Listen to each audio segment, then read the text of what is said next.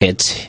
এগুলি ইবলিস শয়তান, মানুষ শয়তান এবং জিন শয়তানের এগুলি রটনা, যা রটানো হয়েছে। আর কত কথা শোনাবো, এখান থেকে শেষ করে দিই, কথা যথেষ্ট হয়ে গেছে। একটি আর বিষয় আছে যে মুসা আলাইহিস সালামের অবমাননা, তার সাথে চরম বেয়াদবি করেছে এই কিতাবে, পৃষ্ঠা নম্বর 95-97, সেটা একটু শোনানো দরকার। শোনেন, একদিন বলছে যে মুসা আলাইহিস সালাম একদিন আল্লাহ পাকের সাথে দেখা করিবার জন্য তুর পাহাড়ের দিকে যাইতেছেন। এমন সময় পথের মধ্যে দেখেন যে এক রাখাল বকরি চড়াইতে আসিয়া বকরিগুলি মাঠে রাখিয়া নিজে একটি গাছের তলে বসিয়া চক্ষু মুদিয়া কাঁদিয়া চোখের পানিতে বুক ভাসাইতেছে এবং আল্লাহ পাককে ডাকিয়া কি মজার প্রেমের কথা বলিতেছে। আল্লাহ পাককে ডাকিয়া কি মজার প্রেমের কথা বলিতেছে। নতুন ভাইরা অনেকে এসছেন, এই প্রেমের কথা শোনেননি, এর আগের বক্তব্য শুনিয়েছি। ভাই বলুন, নতুন ভাইরা কেউ বলেন, আপনি বলতে পারবেন মাকে যে মা তোমার সাথে আমি খুব প্রেম করি, বলতে পারবেন? হ্যাঁ, বড় বোনকে ছোট বোনকে বলতে পারবেন যে আপা আপনার সাথে আমি খুব প্রেম করি, আমাকে প্রেম করতে খুব ভালো লাগে আপনার সাথে, বলতে পারবেন? তাহলে প্রেম শব্দটি কেমন বুঝতে পারছেন? প্রেম শব্দ স্ত্রীকে বলা যায়, আর লম্পট লোকেরা যার সাথে, যে মহিলার সাথে ভাবসাব রাখে তাকে এইসব কথাবার্তা লিখে বা বলে, ঠিক না?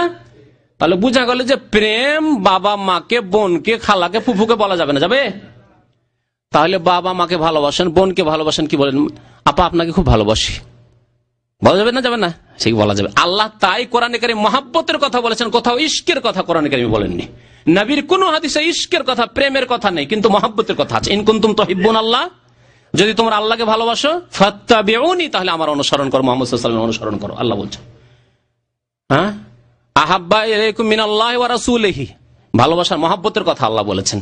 তাই ভালোবাসা হচ্ছে ভদ্র শব্দ, হ্যাঁ, রুচি শব্দ, এবং আল্লাহ পাক রব্বুল এই মহাব্বত করতে বলেছেন, আর ইশক করতে বলেননি। তাহলে আশেক মাসুকের যে খেলা এরা করে, সেটি ইসলাম বিরোধী কথা আর বেয়াদবি কথা। যদি মা বোনের ক্ষেত্রে এত বেয়াদবি হয়ে যায়, তাহলে আল্লাহর সম্পর্কে কত বড় বেয়াদবি যে এরা প্রেম করে আল্লাহর সাথে। শোনেন, এই রাখাল প্রেম করছে, আর কি বলছে শোনেন, জীবনে শোনেননি হয়তো, না পড়ে থাকলে এসব কথা। এবং আল্লাহ পাককে ডাকিয়া কি মজার প্রেমের কথা বলিতেছে, ওগো আমার মাওলা, আমি যদি আপনাকে পাইতাম তবে সাবান দিয়া গোসল করাইয়া দিতাম। এইবা হাসবেন, এখন হাসবেন। রাখাল প্রেম করছে এইভাবে যে আল্লাহ তোমাকে যদি পাইতাম তো তোমাকে সাবান দিয়া গোসল করাইয়া দিতাম, শুধু তাই নয় মাথার চুল আঁচড়াইয়া দিতাম। ইন্না লিল্লাহি ওয়া ইন্না ইলাইহি রাজিউন। আল্লাহর জান নেই, কোরআন হাদিসে বলেনি, তা যদি কেউ বলে কুফরি। শুনে রাখুন একটি আকীদা, আল্লাহ কোরআনে বলেননি, হাদিসে বলেনি, আর যদি আপনি বলেন যে আল্লাহর অমুক জিনিসটা আছে, তাহলে এটা কুফরি। আল্লাহর হাতের কথা আল্লাহ বলেছেন, বিয়াদিহিল মুলকুত, ইয়াদ মানে হাত, ঠিক না? আল্লাহ চোখের কথা বলেছেন, বলে তুসলা আইনি, আইন মানে চক্ষু। কিন্তু আল্লাহ পাক রব্বুল আলামিন তার জবানের কথা বলেনি। আছে কোথাও লেসান আছে? আল্লাহর জবানের কথা বলছে, আল্লাহর জিহ্বা আছে, তাহলে কুফরি কথা। তাহলে আল্লাহর চুলের কথা কোথাও বলা হয়নি কোরআন হাদিসে। কেউ যদি বলে যে আল্লাহ তোমার চুলগুলি আঁচড়িয়ে দিতাম। আল্লাহর গোসল করার কথা কোথাও বলা হয়নি, কেউ আল্লাহ তোমাকে পাইলে গোসল করে দিতাম। আল্লাহকে মানুষের মতো, তাই অমা কাদারুল্লাহ হাক্কা কাদারিহি, এই আয়াত আমি বারবারই পড়েছি এর আগের আলোচনাগুলিতে, যে তারা আল্লাহ যথাযোগ্য মর্যাদা দেয়নি, তারা সম্মান করেনি। আল্লাহ পাক রব্বুল আলামিনের জাত পাক যে কত বড়, আল্লাহু আকবার, মানে আল্লাহ সবচেয়ে বড়, আর আল্লাহকে গোসল করাবে, এগুলি হলো ধর্ম তাদের। আল্লাহ চুল আঁচড়াবে, আপনার চোখে সুরমা লাগাইয়া দিতাম। আরো শোনেন, চুল আঁচড়ে আবার সুরমা লাগাইতো। বকরি দোহাইয়া আপনাকে দুধ পান করাইতাম, আল্লাহকে দুধ পান করাইতাম, ইত্যাদি ইত্যাদি। এইভাবে প্রেম করছে। এই প্রকার বহু কথা মাওলাকে ডাকিয়া ডাকিয়া বলিতেছে। শুনিয়া মুসা আলাইহিস সালাম বলিলেন, হে রাখাল, ওসব তুমি কি বলিতেছ? মুসা আলাইহিস সালাম সত্য কথা বলছেন, কি বলিতেছ? যদি কেসা ঘটে থাকে তাহলে, আর না হলে এসব ঘটেনি, এসব ভণ্ডদের তৈরি করা, তাদের পীরতন্ত্রের ব্যবসা, পীর মুরিদের ব্যবসা চালানোর জন্য এসব তৈরি করা, প্রথম কথা। কারণ এইসব কিসসা কাহিনী কোরআন হাদিসে নেই, সুতরাং এগুলি ভণ্ডামি কথাবার্তা। আর যদি তিনি বলে থাকেন তো ঠিক বলেছেন মুসা আলাইহিস সালাম, যে কি করছো তুমি? মাবুদের কি মানুষের মতো শরীর আছে? মাবুদের সামনে এইসব শিরকি কথা বলার জন্য তুমি কাফের হইয়া গিয়াছো। তুমি সত্তর তওবা করো, নচেৎ তোমার উপায় নেই। কথা শোনা মাত্র তাহার মোরাকাবার খেয়াল ছুটিয়া গেল, যা গেল, মোরাকাবা শেষ হয়ে গেল। চক্ষু খুলিয়া মুসা আলাইহিস সালামকে দেখিয়া ভয়ে অস্থির হইয়া পেরেশান প্রেশান হালে দৌড়াইয়া জঙ্গলের দিকে চলিয়ে গেল। তাদের পুজো পাঠ তো জঙ্গলে হয়, আর জঙ্গলে শয়তান বাস করে, ওখান থেকে এসছে, শয়তানের আবার আড্ডা থেকে ঢুকে গেল। তখন আল্লাহ পাকের তরফ হইতে, এখন দেখেন মুসা আলাইহিস সালামের সাথে বেয়াদবি এই তরিকার। তখন আল্লাহ পাকের তরফ থেকে মুসা আলাইহিস সালামের কাছে ওহী নাযিল হইল, সংবাদ আসিল যে হে মুসা, এই ব্যক্তি আমার সাথে কি মজার প্রেম করিতেছিল, তাহাতে আমি কত খুশি হইতেছিলাম। আল্লাহ নাকি এতে খুশি হয়েছে। তুমি তাহাতে বাধা দিয়া তাহাকে কেন আমার থেকে জুদা করিয়া দিলে? তারপরে শোনেন, কিছু কবিতা টবিতা বলেছে, তারপরে বলছে তোমাকে তো পয়গম্বর করিয়া এই জন্য পাঠিয়েছি যে তুমি ওয়াজ নসিহত করো, তো আমার বান্দাদিগকে বুঝাইয়া আমার সাথে মিলাইয়া দিবে, আর তারপরে মিলিয়ে যাওয়ার পরে কে প্রেম করছে না করছে ওইসব তুমি কি বুঝো? কিন্তু বান্দাকে আমার থেকে পৃথক করিবার নিমিত্ত তোমাকে পাঠাই নাই, তবে কেন তুমি আমার বান্দাকে আমার থেকে পৃথক করিয়া দিলে? এই সংবাদ শুনিয়া তখন মুসা আলাইহিস সালাম বুঝিতে পারিলেন যে আমি ভুলবশত নেহায়েত অন্যায় কাজ করিয়াছি। মুসা আলাইহিস সালাম অন্যায় কাজ করেছে। আল্লাহ পাক যেরূপ গুসা হয়েছেন, তাহাতে হয়তো আমার পয়গম্বরই ছিনিয়া নিতে পারেন। পয়গম্বরই ছিনিয়া নেবে একটি শিরকি কথাকে শিরকি বললে, আর এদের ওলিত্ব শিরকুফরি করলে সব এদের ওলিত্ব থাকে, বেলায়েত থাকে এদের।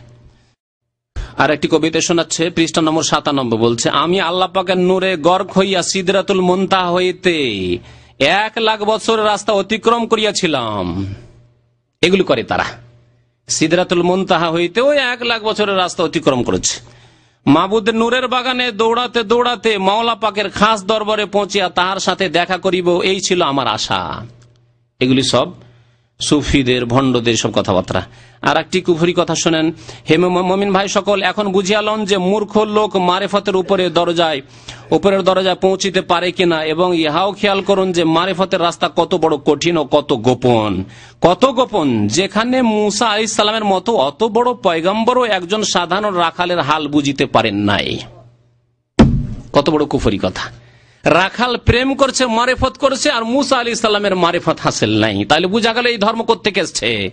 যে কোনো দিন আল্লাহর দিন আম্বে এবং রাসূলগণের মাধ্যমে এসেছে না আসেনি? অন্য কারো মাধ্যমে এসেছে? নূহ আলাইহিস সালাম, মুসা আলাইহিস সালাম, ইব্রাহিম আলাইহিস সালাম, মুহাম্মদ রাসূলুল্লাহ ঈসা আলাইহিস সালাম, তাদের মাধ্যমে এসেছে। আর মুসা আলাইহিস সালাম যখন জানেন না, তাহলে বুঝা গেল যে এর সূত্র হচ্ছে ইবলিস, শয়তান, সেখান থেকে এসেছে। কত বড় বেয়াদবি শুনেন, যেখানে মুসা আলাইহিস সালামের মতো এত বড় পয়গম্বর একজন সাধারণ রাখালের হাল বুঝিতে পারে নাই। কত গোপন এবং কত কঠিন এই যে গোপন রাস্তা, যেই গোপন রাস্তা আল্লাহ বলেনি মা আনজালাল্লাহু বিহা মিন সুলতান, আল্লাহ পাক রব্বুল আলামিন এই বিধান নাযিল করেনি। আল্লাহ আমাদের ঈমানের যেন হেফাজত করেন, আল্লাহ আমাদের আখলাকের যেন হেফাজত করেন, আমাদের আকীদা আমলের হেফাজত করেন। নবী করিম সাল্লাল্লাহু আলাইহি ওয়াসাল্লামের তরিকা আমাদেরকে আল্লাহ পাকের ইবাদত বন্দি করার তৌফিক যেন দান করেন। আল্লাহ পাক আমাদের অতীতের গুনাহ খাতা ভুল ভ্রান্তি যেন মাফ করে দেন। আগামীতে আমাদেরকে সতর্ক সাবধান হয়ে নবী করিম সাল্লাল্লাহু আলাইহি ওয়াসাল্লামের আদর্শের উপর কায়েম থাকার যেন তৌফিক দান করেন। আল্লাহ পাক রব্বুল আলামিন আমাদেরকে আল্লাহকে সন্তুষ্ট করার যেই পথ নবীর মাধ্যমে দিয়েছেন তার উপর চলার জন্য তৌফিক দান করেন। আল্লাহ শিরক বিদআতের রাস্তা থেকে, ভণ্ড রাস্তা থেকে, সব রাস্তা থেকে আল্লাহ আমাদেরকে বেঁচে থাকার তৌফিক যেন দান করেন। এখন আপনাদেরকে বলছি আমিন ইয়া রাব্বাল আলামিন। এই কিতাবের নাম আশেক ও মাশুক বা ইশকে এলাহি। কিতাবের লেখক মারহুম সৈয়দ মোহাম্মদ ইসহাক।